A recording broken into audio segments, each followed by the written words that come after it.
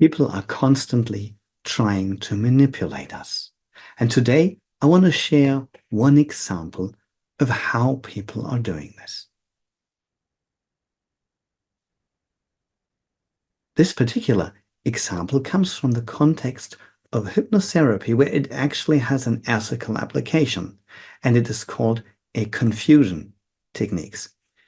Think about a client who suffers of some problem and they are stopped by the constant chatter in their mind, and they can't really stop relaxing, they can't stop to think, and they find it a little bit challenging to allow themselves to enter a therapeutic process. So the hypnotherapist may say something like, I would like you to pay attention to the left side of your right hand. That is left, right there.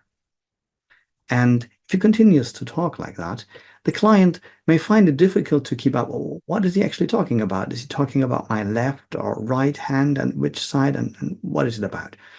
And that eventually gets him to a point, or can get him to a point, where he stops thinking and just allows the emotional content to come through. So this can be helpful and therapeutic in this setting. But in other settings, it's not so helpful and not so good. It is also a technique that is used by mentally ill people, such as schizophrenics.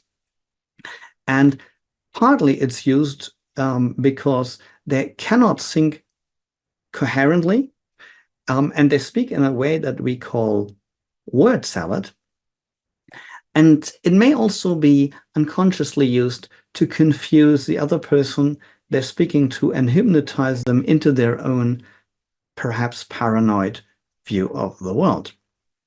Now, that is a mentally ill person, and we need to try to empathize with that person. But if such a technique is used, for example, by a politician to make you stop thinking, then I think this is highly problematic. So watch this clip of Kamala Harris. It's very important, as you have heard from so many incredible leaders, for us at every moment in time, and certainly this one, to see the moment in time in which we exist and are present, and to be able to contextualize it, to understand where we exist in the history and in the moment as it relates not only to the past, but the future. What did she say? Do you understand what the content of this was? There's really only one meaningful response to this. What you just said is one of the most insanely idiotic things I have ever heard. At no point in your rambling, incoherent response were you even close to anything that could be considered a rational thought. Everyone in this room is now dumber for having listened to it. That's exactly what it is. It's stupid. And the question is, does she do that on purpose to confuse the audience? Is she really that confused in her own thinking that she doesn't even know what she wants to talk about? Or does she try to stop you thinking consciously? Or is it an unconsciously learned technique to help in a situation where she has to say something to prevent that the audience notices that she doesn't even know what she's talking about? What do you think? What's the reason why she's doing that? Please give me your answers in the comments. I'm really curious to hear your opinion about this.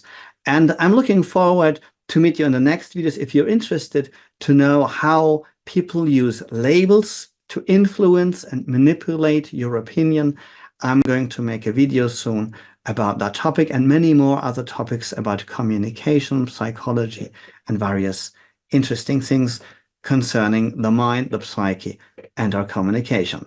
So give us a like and a subscribe to miss no future videos. Thank you for watching, and see you soon.